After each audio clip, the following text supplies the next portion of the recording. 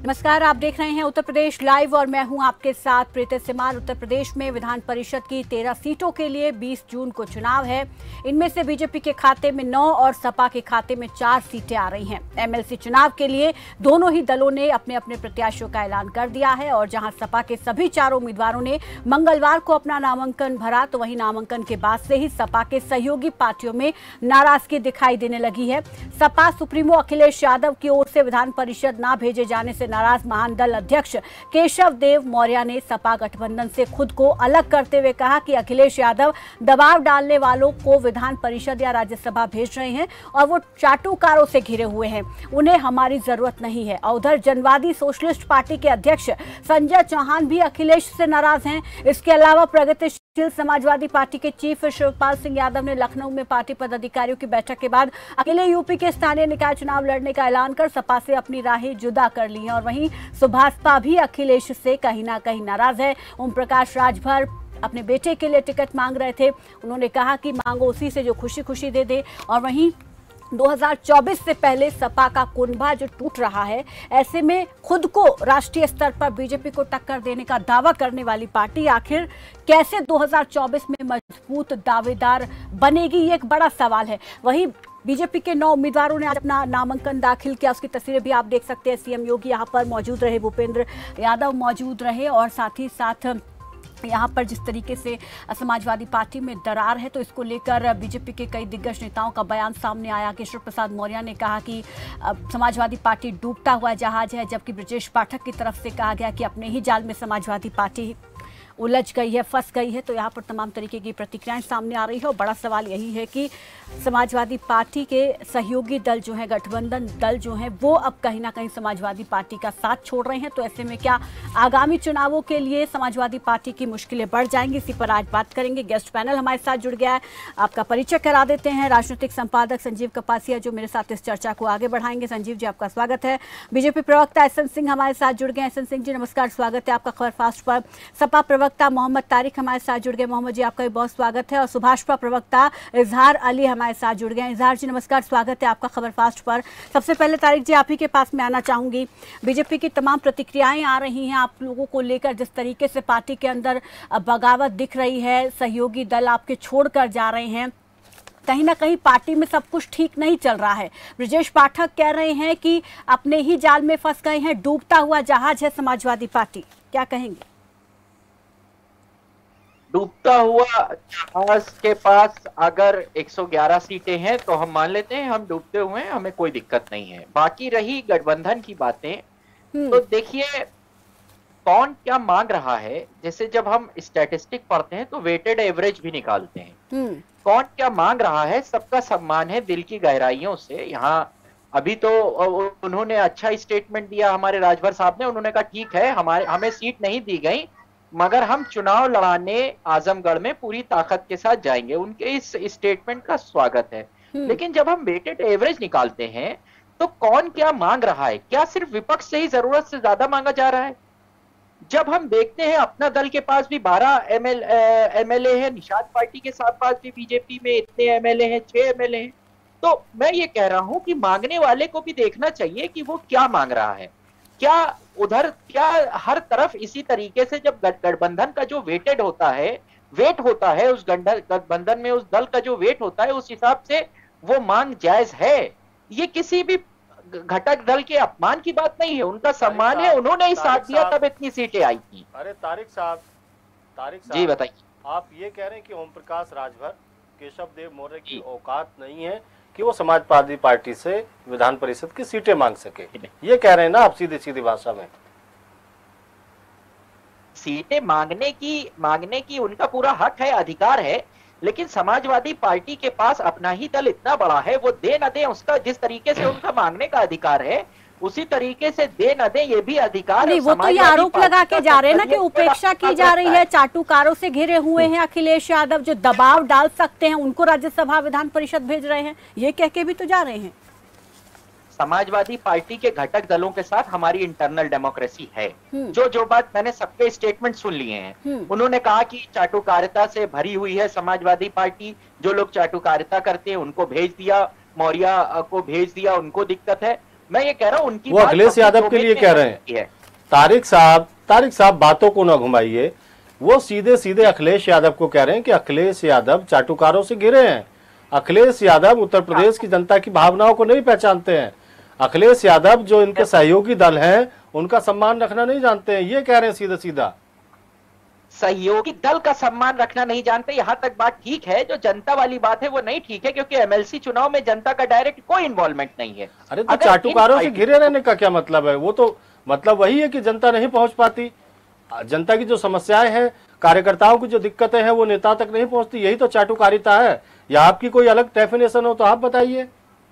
नहीं बिल्कुल, वो आप हम इसको ऐसे लेते हैं अपनी पार्टी में कि ये इंटरनल डेमोक्रेसी का हिस्सा है। उन्होंने जो आरोप लगाए ठीक है, आरोप का भी स्वागत है, हम क्रिटिसाइज नहीं करेंगे। इजहार साहब ठीक है, तारिक साहब आपकी बात आ गई। इजहार साहब है हमारे साथ। इजहार साहब, तारिक साहब कह रहे हैं कि समाजवादी पार्टी के जो सहयोगी हैं उनको भारतीय जनता पार्टी के सहयोगियों से सीख लेनी चाहिए, और आपकी पॉलिटिकल हैसियत उस तरीके की नहीं है कि आप समाजवादी पार्टी से विधान परिषद की सीटें मांगे।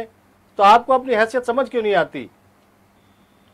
नहीं, सबसे पहली बात मैं आपको बता दूं कि आज तक अभी तक आप कोई ऐसा बयान स्टेटमेंट मानिए ओम प्रकाश राष्ट्रीय अध्यक्ष ओम प्रकाश राजभर जी का दिखाइए जिन्होंने राज्यसभा में सीटें मांगी हो या एमएलसी में सीटें मांगी हो। हमने सीटें नहीं मांगी। राष्ट्रीय अध्यक्ष ने कभी ये नहीं कहा कि हमको ये बना दो, ये सीटें मांगने की नहीं है। अभी आपके भारतीय जनता पार्टी के सहयोगी से सीख लेने की बात कर रहे हैं समाजवादी पार्टी के प्रवक्ता, और समाजवादी पार्टी से आपका टाई अप है, गठबंधन है। देखिए हम आपको आपका गठबंधन नहीं है क्या? नहीं, हमारा गठबंधन है और हमको किसी से सीख लेने की जरूरत नहीं है। देखिए निशाद तो आप ही को कह रहे हैं सीख लेने के लिए, हमें थोड़ी। नहीं मैं आपको बता रहा हूँ ना, जो हमारे जिस मुद्दे से हमारी समाजवादी पार्टी से गठबंधन हुआ है, जनहित के मुद्दों से के साथ हमारा हुआ है कि भाई गरीबों का इलाज फ्री में, जो हमारे चुनाव से पहले मुद्दे थे वही आज भी हैं। जो गरीबों का इलाज फ्री में हो, जो परेशानी गरीबों के इलाज के लिए आती है वो ना दुश्वारी हो, जांचें फ्री हो, और उसके बाद लेकिन इजहार जी कहीं ना कहीं ओम प्रकाश राजभर भी कई बार नाराजगी जता चुके हैं अखिलेश यादव से। कहीं ना कहीं यहाँ पर अरविंद राजभर के लिए टिकट की तो मांग कर रहे थे, उसको लेकर भी तो कहा जा रहा है कि नाराजगी जताई। लेकिन हाँ ये जरूर था, मैं आपको बता रहा हूँ कहीं कोई मांग नहीं थी, ना कहीं माननीय राष्ट्रीय अध्यक्ष ने कहीं किसी से मांगा है, ना बेटे के लिए मांगा है, किसी के लिए नहीं। इजहार साहब ये माना जाए, इजहार अली साहब ये माना जाए कि आप विधान परिषद का टिकट नहीं चाहते थे, आपकी पार्टी नहीं, ये अरविंद राजभर के लिए ये कह रहे हैं ना। कार्यकर्ताओं की इच्छा थी कि अगर एक एमएलसी का टिकट माननीय राष्ट्रीय अध्यक्ष अखिलेश यादव जी दे देते तो हमारे कार्यकर्ताओं में और जोश आ जाता। चूंकि 2024 का चुनाव आ रहा है तो और जोर शोर से जिस तरीके से पूर्वांचल में हम लोगों ने परफॉर्मेंस दिया है और उससे अच्छा परफॉर्मेंस देने की हम कोशिश करते। तो ये जरूर दिल में और एक मन में आप दोनों की बातें आ गई। अगर एक प्रीति जी एसएन सिंह के पास चलते हैं। एसएन सिंह जी, अंदर से सब कुछ गड़बड़ है, लेकिन बाहर फोटो पे अलग दिखाने की कोशिश। ओम प्रकाश राजभर कह रहे हैं कि मांगो उसी से जो खुशी से दे। उनके बेटे समाजवादी पार्टी के खिलाफ ट्वीट करते हैं, केशव देव मौर्य गठबंधन तोड़ देते हैं, लेकिन अब समाजवादी पार्टी के प्रवक्ता और सुहेल देव पार्टी के प्रवक्ता कह रहे हैं कि अंदर सब कुछ ठीक ठाक है। देखिए संजीव, एक कवि ने बहुत अच्छा लिखा है, तारिक साहब को नहीं पता चल पा रहा है कि इनकी कमजोरी है कि खैर पान खांसी खुशी बैर प्रीत मदपान, दावे से ना दबे जानत सकल जहान। ये सभी को पता चल गया है कि इनके गठबंधन में एक बड़ी दरार आ गई है। और संजीव साहब, ये दरार क्यों नहीं आती? सब लोग जानते हैं कि अखिलेश यादव जी समय पर उपयोग करके और पीछे मुंह मोड़ लेते हैं, चाहे वो आदरणीय मुलायम सिंह का साथ रहा हो, आदरणीय अखिलेश जी का साथ रहा हो, कांग्रेस का साथ रहा हो या बहुजन समाजवादी पार्टी का साथ रहा हो, समय निकलने के बाद वो गाना है कि पहचानते नहीं, इस फार्मूले पे कार्य करते हैं। लेकिन मैं तो एक राजनीतिक पार्टी होने के नाते यही कहूंगा कि हर आदमी, हर पार्टी अपने हिसाब से अपनी चीजों को तय करती है, निश्चित तौर पे वो तय करें, लेकिन समाज की सबसे छोटी इकाई परिवार होती है और परिवार से ही समाज का निर्माण होता है। जो आपका परिवार है, अगर आप उसके प्रति वफादार नहीं है, उसके प्रति चिंतित नहीं है, निश्चित तौर पे समाज में गलत मैसेज जाता है। क्योंकि समाज आपके उन्हीं कार्यों से आत्मसात होता है, चिंतन करता है कि आपकी क्या विचारधारा है। आज प्रदेश की जनता आपकी विचारधारा को देख रही है, किस तरह से आप 1 महीने पहले किसी का उपयोग करके और मुंह मोड़ लेते हैं। निश्चित तौर पे उनको इस तरह का कार्य नहीं करना चाहिए। हम तो यही कहेंगे संजीव साहब। सिंह साहब, भारतीय जनता पार्टी के जो पॉलिटिकल दुश्मन हैं स्वामी प्रसाद मौर्य, जो 2022 के विधानसभा चुनावों में ये कह रहे थे कि भारतीय जनता पार्टी को हिंद महासागर में फेंक देंगे, समाजवादी पार्टी ने उनको टिकट दे दिया। ओम प्रकाश राजभर, जिनके उत्तर प्रदेश में वोटों की संख्या 4% है और जिनका वोट समाजवादी पार्टी के प्रत्याशियों को ट्रांसफर भी हुआ, क्या उनको एक सीट देने में कौन सी दिक्कत थी? स्वामी प्रसाद मौर्य ओम प्रकाश राजभर से बड़ी सियासी हैसियत रखते हैं क्या उत्तर प्रदेश में?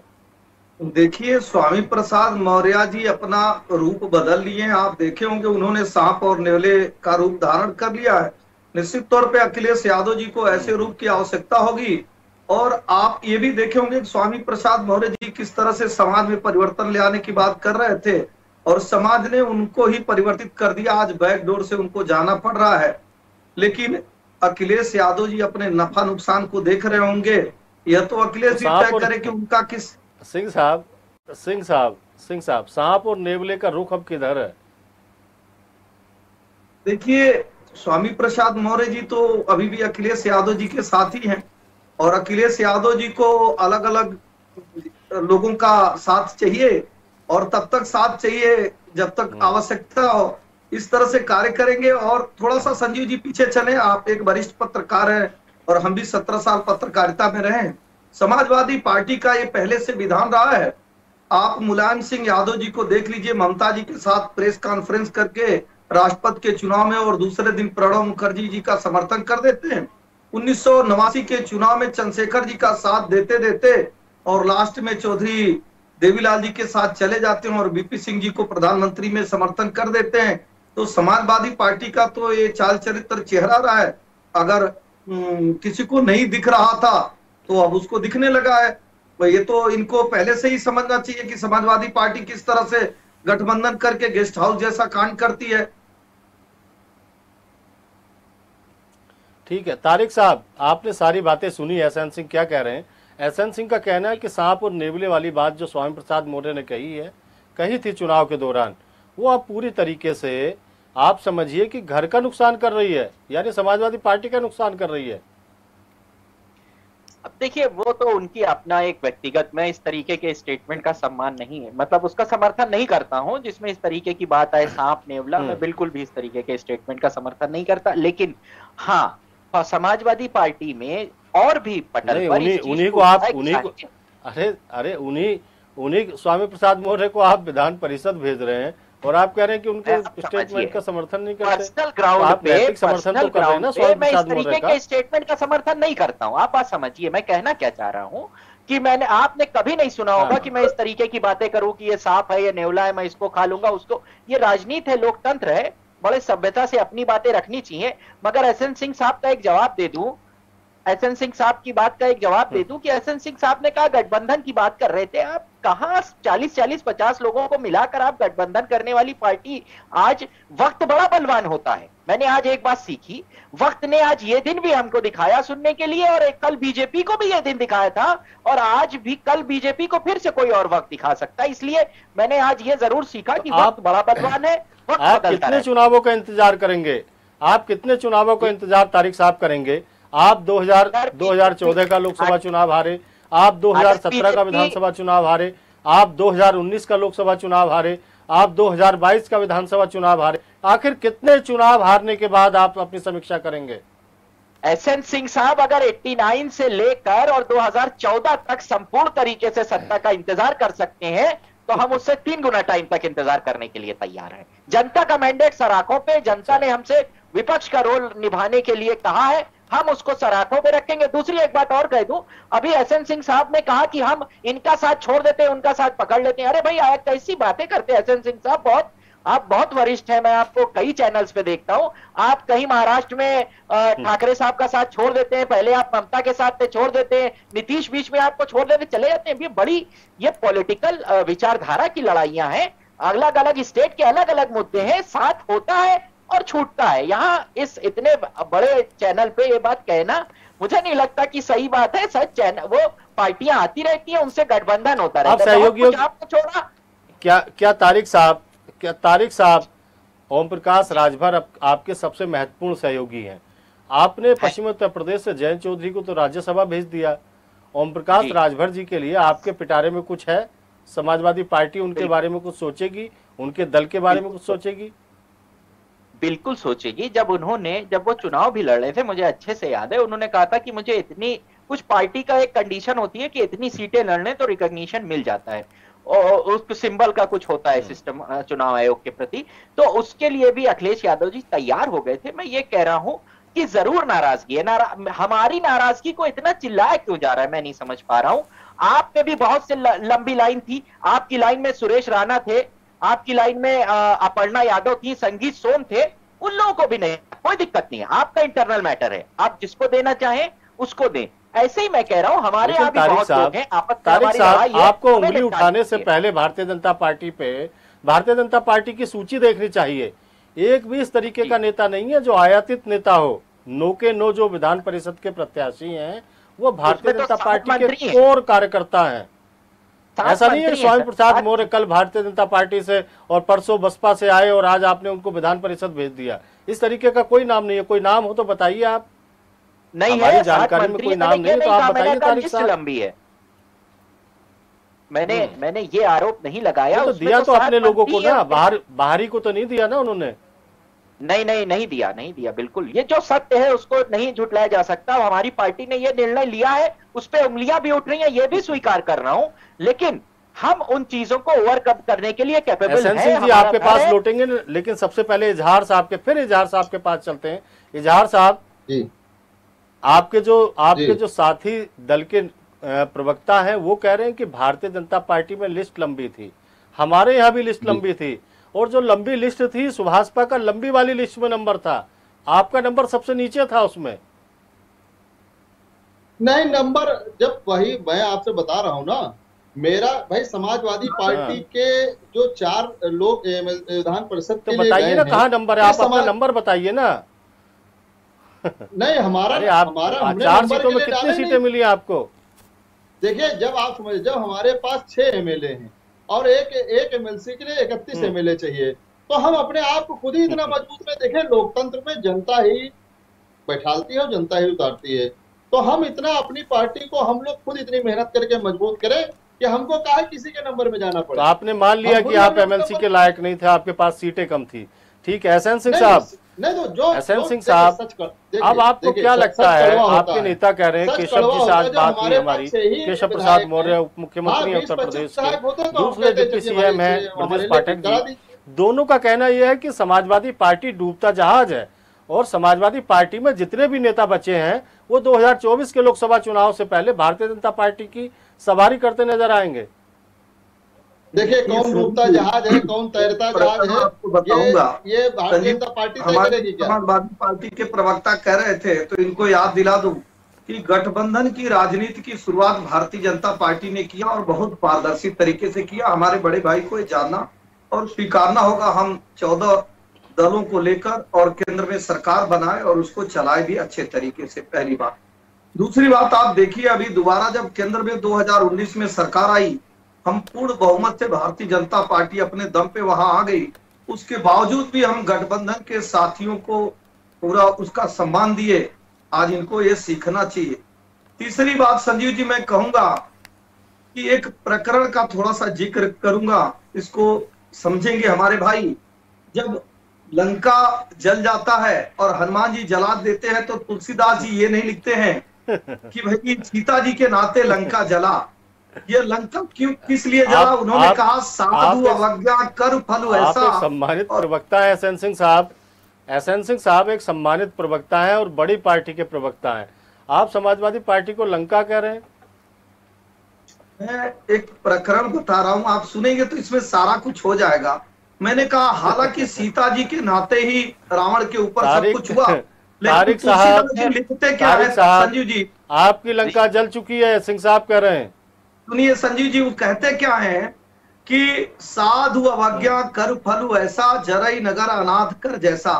मतलब तुलसीदास जी ये भी लिख सकते थे कि आज सीता जी को रावण ले आया, इस नाते लंका जरी है, लेकिन उन्होंने लिखा साधु माने अपने भाइयों, अपने बंधुओं की अवज्ञा के कारण जो है आज लंका जल रही है। जिस तरह से अपने चाचा को, अपने पिताजी को, अपने सहयोगियों का सहयोग नहीं कर रहे हैं, उनकी उपेक्षा कर रहे हैं, इस नाते आज समाजवादी पार्टी के लंका में आग लगा हुआ है। मेरे कहने का ये तात्पर्य था संजीव।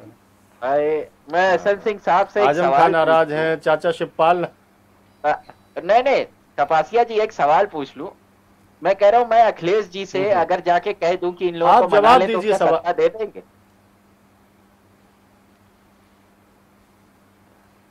हेलो बोलिए, तारिक जी आवाज मिल रही है, बोलिए। हाँ जी मैं ये कह रहा हूं कि चलिए एसएन सिंह साहब ने बड़ी अच्छी बात कही, लेकिन मैं कह रहा हूं कि अगर यही खाली मैटर है, जनता की बात ही नहीं है, मुद्दे है ही नहीं, तो मैं अखिलेश यादव जी से जाके कह दूं कि चलिए शिवपाल जी को और बाकी लोगों को मना दिया जाए, तो क्या हमें सत्ता मिल जाएगी?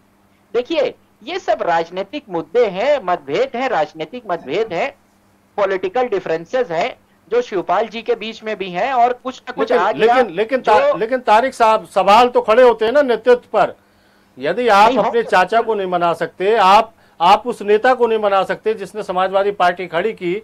आजम खां फाउंडर मेंबर थे समाजवादी पार्टी के, आज नाराज हैं। कई बार जेल में आपका डेलीगेशन गया, समाजवादी पार्टी का मिलने से मना कर दिया। आजम को मना लिया है, 2 कैंडिडेट उन्हीं के उसके हैं, उन्हीं के ग्रुप के हैं वो कैंडिडेट जो मतलब उन्हीं के क्या कह सकते हैं, खास आदमी है, कोई ना कोई। मतलब आप मान रहे कि मैनेज कर रहे हैं आप मान रहे कि आजम नाराज थे, उनको मनाया गया है। तपासिया जी आप और एसएन सिंह साहब पहले मुझसे कहते हो कि जाके मैनेज कर लो, मना लो, फिर जब आप कहते हैं आप मना लेते तो आप कहते हैं मैनेज कर रहे हैं।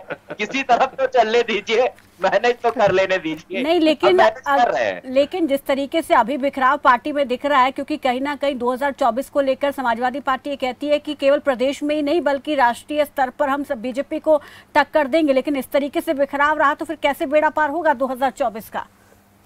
देखिए 2024 बड़ा इंपॉर्टेंट इलेक्शन होगा हमारे लिए भी, और जो लोग हमारे साथ हैं। अभी उन्होंने ये जो यहाँ इजहार भाई हैं, उन्होंने एक बार भी नहीं कहा कि हमारी कोई नाराजगी है। हाँ ठीक है, उन्हें सीट चाहिए थी, वो मांग रहे थे। देखिए मैं एक बात और स्पष्ट कर दूं, बहुत लोग संत बनते हैं कि हम तारिक भाई, मैंने कहा नहीं है, बहुत सी चीजें राजनीति में कहीं नहीं जाती हैं, लेकिन जिस तरीके से हम लोगों का गुलदस्ता बना था, तो उसको माननीय अखिलेश यादव जी को चाहिए कि उसको सब एक करके रखे, और आगे चूंकि बड़ी लड़ाई है, डायरेक्टली नहीं कह रहे लेकिन इनडायरेक्टली जरूर बता रहे हैं। नहीं देखिए जो गुलदस्ता संभालने की जरूरत है।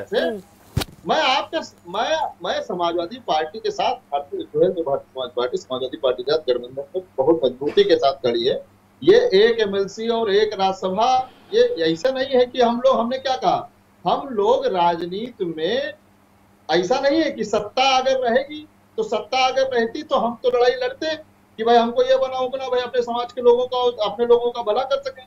लेकिन चलिए कोई बात नहीं, लेकिन आपको ये चाहिए कि कम से कम कि बिखराव ना होने पाए, और 2024 का चुनाव बहुत मजबूती के साथ लड़ा जाए। अगर 4 सीटें थी, हमारे कार्यकर्ताओं की ये एक मंशा थी, इच्छा थी, 4 सीटें थी।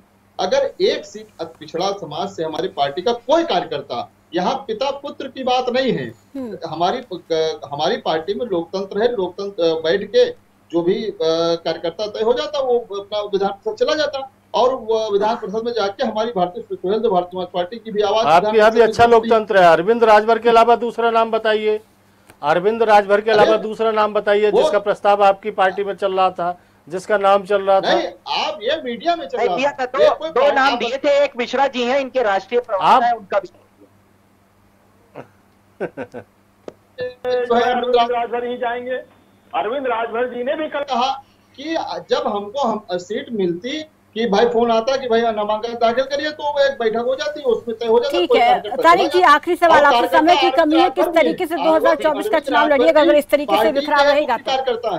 ठीक है, जल्दी से बिखराव को खत्म करके देखिए, इजहार भाई को कह लेने दीजिए बात। इजहार भाई अरविंद राजभर जी भी पार्टी के मुख्य कार्यकर्ता हैं, वो ठीक है इजहार जी, समय की कमी रोकना चाहूंगी, जल्दी से तारिक जी जल्दी से अपनी बात पूरी कीजिए। मैं कह रहा हूं 2024 बड़ा अहम चुनाव है। जो लोग हमारे साथ मिलकर विधानसभा लड़े, हम सबको कोशिश करेंगे कि साथ में लेके आए। लेकिन ये इनडायरेक्ट चुनाव में, जो भी इनडायरेक्ट चुनाव थे, राज्यसभा, विधान परिषद, इनमें इस तरीके की समस्या आ जाती है कि लोग ज्यादा चाहते हैं कि हम चले जाएं। एक बात और कह दूं, हर आदमी राजनीति में इसी महत्वाकांक्षा से आता है कि वो किसी ना किसी सदन में बैठे। मकसद उसका जन सेवा रहती है, मैं ये मानता हूं, चाहे वो भाजपा साइड का हो चाहे हमारा साइड का हो, लेकिन उसकी महत्वाकांक्षा यही रहती है। लेकिन फिर भी जो नाराजगी है कहीं ना कहीं उसको मैनेज करने की भी जरूरत यहाँ पर पार्टी को है, नेतृत्व को है। पहले आपकी लोगों ने, हम लोगों से बताया था कि नाराजगी हमारी से हमने वो दूर की, आगे जो लोग हैं उनकी भी दूर की जाएगी। ठीक है, बहुत बहुत शुक्रिया आप सभी मेहमानों का हमारे साथ जुड़ने के लिए। एसएन जी आपका, तारिक जी आपका, और आपका भी बहुत बहुत शुक्रिया संजीव जी हमारे साथ जुड़ने के लिए, चर्चा में शामिल होने के लिए। तो समाजवादी पार्टी में एक बार फिर से यहाँ पर जो है बिखराव देखने को मिल रहा है। गठबंधन के तीनों दलों ने सपा के खिलाफ मोर्चा खोल दिया। टिकट नहीं मिलने से सपा गठबंधन के तीनों दल अखिलेश यादव से कहीं ना कहीं